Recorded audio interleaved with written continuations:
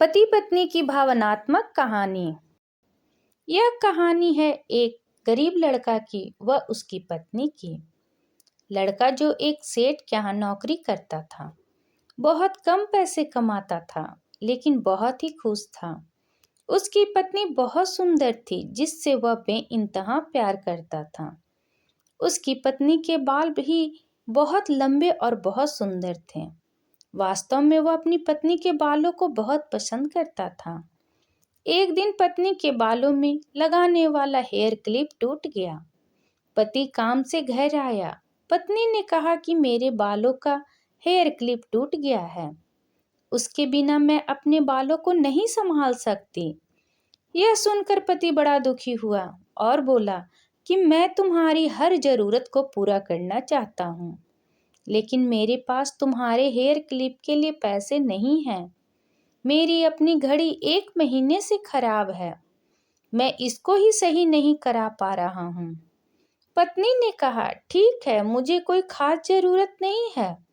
अगले दिन पति काम पर जा रहा था, लेकिन उसके मन में वही बात चल रहा था कि मेरी पत्नी ने पहली बार मुझसे किसी चीज के लिए कहा था, लेकिन मैं उसको भी पूरा नहीं कर पाया। फिर उसका ध्यान अपनी खराब घड़ी पर गया और उसे घड़ी सुधारने वाली दुकान पर जाकर कुछ रुपये में बेच दी।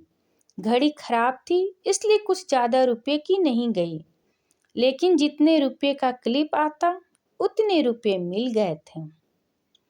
वह क्लिप की दुकान पर गया और जैसे उसकी पत्नी का क्लिप था वैसा ही लेकर आ गया। पति बहुत खुश था कि आज अपनी पत्नी को जाकर देने वाला हूँ। पति घर पहुंचा तो देखा कि उसकी पत्नी के जो लंबे सुंदर बाल थे वे बिल्कुल छोटे करवा लिए हैं। पति ने यह सब देखकर पत्नी से कहा कि ये इतने छोटे बाल क्यों करा लिए? मैं तुम्हारे लिए नया क्लिप लेकर आया हूँ। पत्नी ने कहा, मैं बाजार में गई और अपने बालों को बेचकर आपके लिए घड़ी ले आई हूँ। ये सुनकर दोनों की आंखों में आंसू आ गए और दोनों गले लगकर रोने लगे।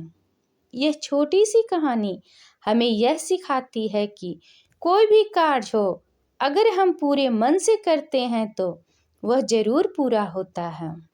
हम जब भी किसी कार्य को अपने पूरे मन से नहीं करते हैं तो वह ठीक से नहीं हो पाता है। आशा करती हूँ कि ये वीडियो आपको पसंद आया होगा। इस वीडियो पर आपकी क्या राय है, कमेंट करके ज़रूर बताइएगा। अगर पसंद आया है तो प्लीज़ लाइक एंड सब्सक्राइब करना ना भूलें। इसी तरह और भी कहानी सुनने के लिए कृपया बेल आइकन बटन को दबाना ना भूलें। वीडियो देखने के लिए आपका बहुत बहुत धन्यवाद।